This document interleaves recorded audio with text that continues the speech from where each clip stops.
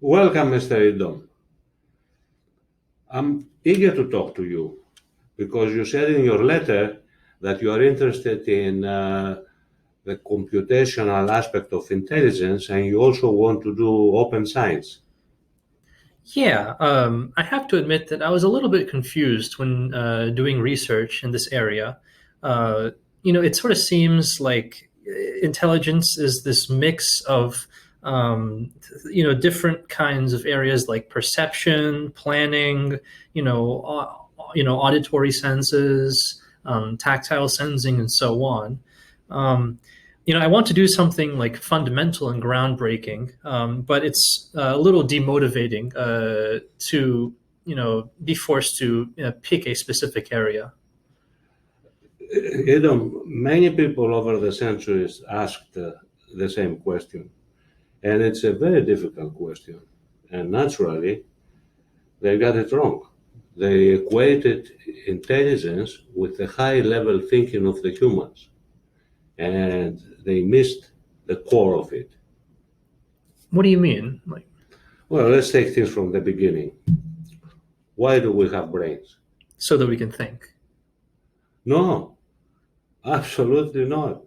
We have brains so that we can move. Uh, so you mean, how do we know that? Is that by just observing nature? Exactly. All the systems out there with brains move. So, why do we need to move? So that we can perform actions? Perfect. So, you see, action is at the foundation of intelligence. If you can deal with it first, then you have a chance to reach the principles of thinking. I see. So do you think like perhaps abstract ideas, metaphorical thoughts are grounded in these actions and forces involved in them? Of course. Otherwise, how could you grasp an idea? But this is a different discussion. We should be focusing on action here because that seems to be your interest. I see. It seems still that it's a very large field. Like, where should I really start? That's a good question where you start because if you get it wrong, then you will be wasting your time.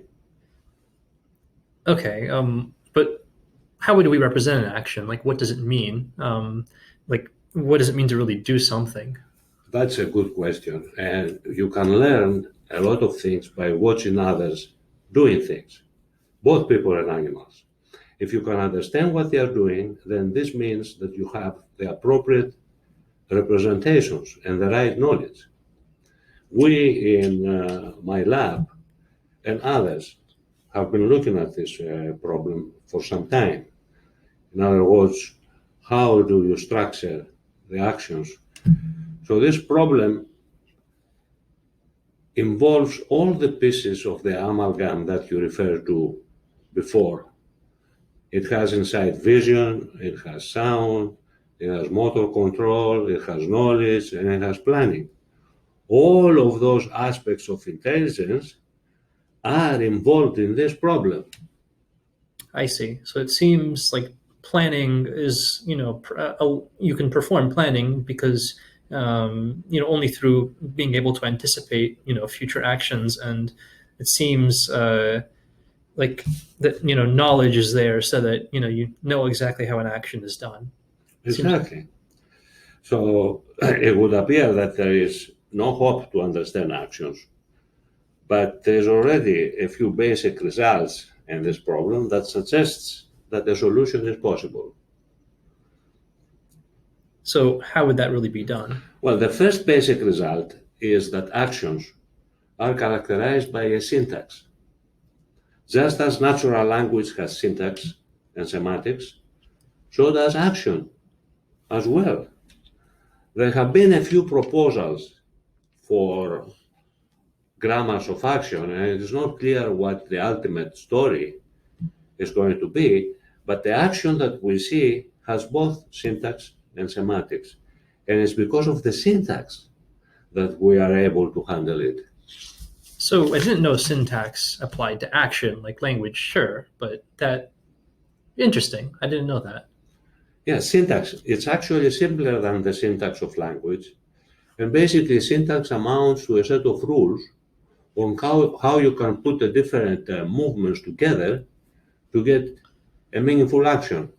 And if you know those rules, then you can parse the action that you see, just like you parse a sentence in English. I see. So you can probably have actions with the same syntax but different semantics, right? Exactly. Let's say I press a key on my keyboard and the letter A appears. I press the switch and the light comes to the room. I press the ring outside the door and there's a sound coming to the room. All of this basically have the same syntax, but they have different semantics. I see. So from the point of view of action, like being the transfer of force from like some, agent to some patient, like these would be like all the same actions. Basically, so the key to parsing an action is contact. It is contact between the hands and objects, or between hands and tools, or between handheld tools and objects. And that contact breaks the continuous sequence of the perception of the action into chunks. And these chunks contain primitives. And these are the elements that the grammar puts together into meaningful structures. Let me show you a couple of examples of this kind of parsing.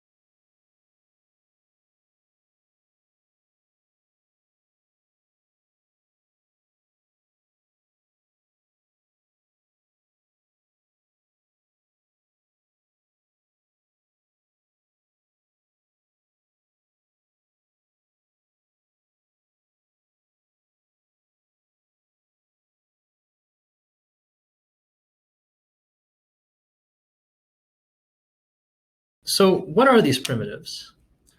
Well, reaching for an object is a primitive.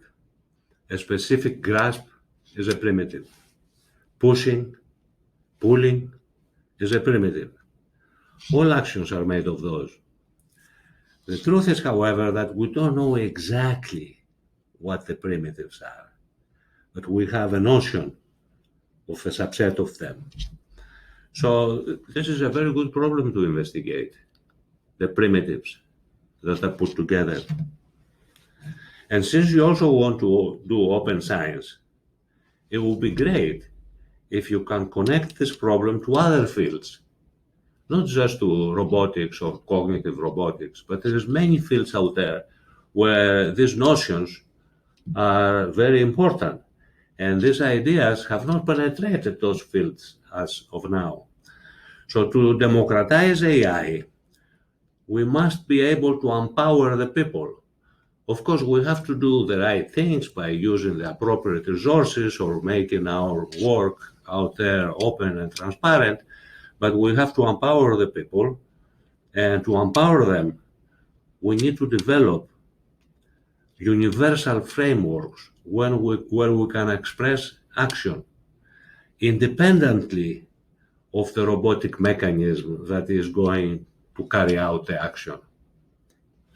So, for example, we can develop programming languages in which we can express any action as a program in that language, and then special compilers can take these programs and they can translate them to code for the particular robot. But people here and people in the rest of the world, they will be able to express action programs in that language and share them. And that would be the empowerment, in my view, and democratization of this field. I see. That's really cool. Yeah, that's motivating. It seems there's a lot of work left for me to do.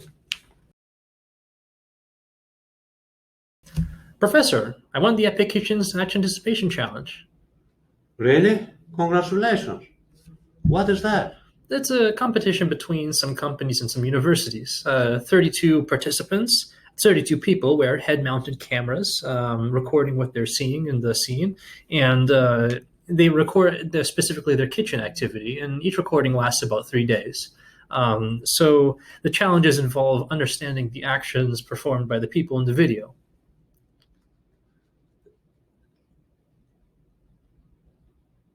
So what does action anticipation really mean? So action anticipation is a task of predicting what the person is going to do in the future. So predicting future actions. The model takes as input a video of activity. So say you walk to the pantry and you open the door. There's a couple things you could do. So the model would probably predict the correct future action, which is to take something outside of the pantry. You'd open the door and take something from inside of it.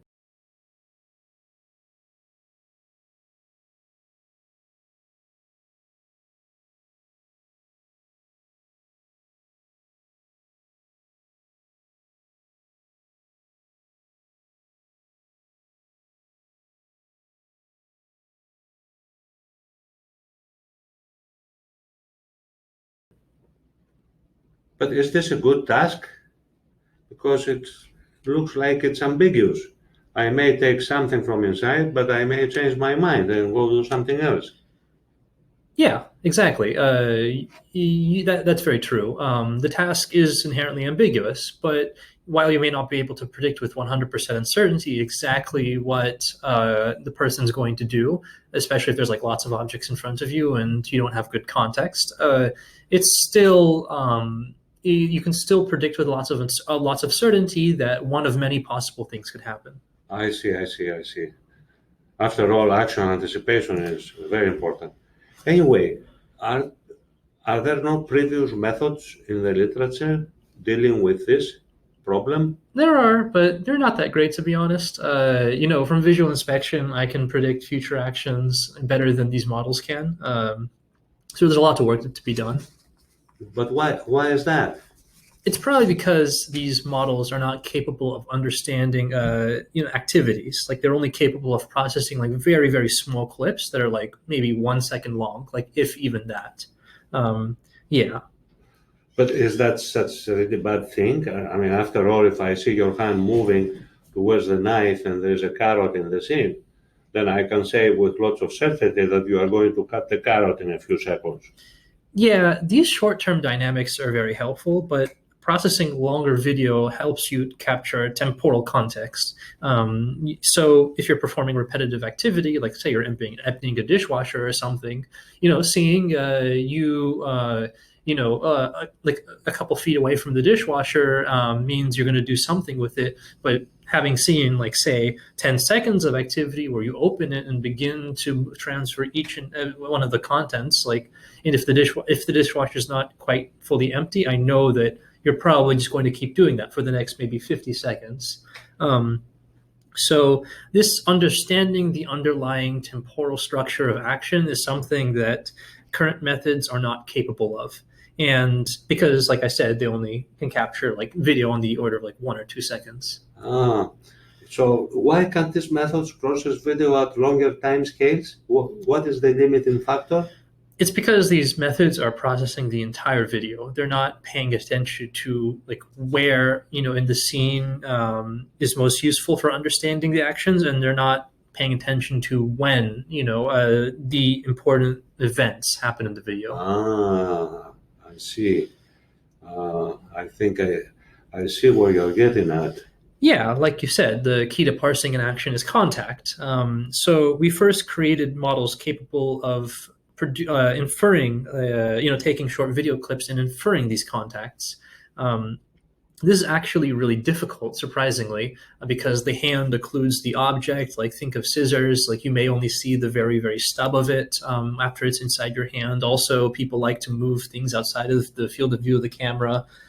So you sort of have to predict, like, in advance, like when the hand is still reaching for these objects, like whether what the identity of the object is. Yeah, that is true. This performing this task from visual data alone, without direct depth or touch information, is very difficult. Anyway, continue.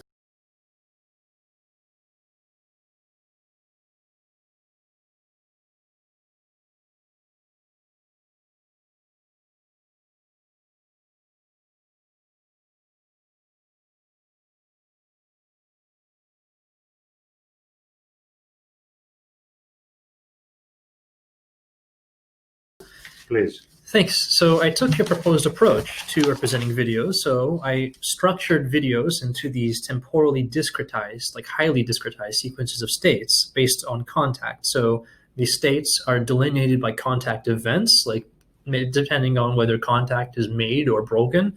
And the entire between the hands and the objects, by the way, just hands. We're focused. This is a hand-centric approach. So the entire video is massive and not processable by previous methods. Like videos like 60 seconds long, but our extracted states of contact spanning almost a minute of activity are so discretized they can be easily processable with classic AI techniques or machine learning.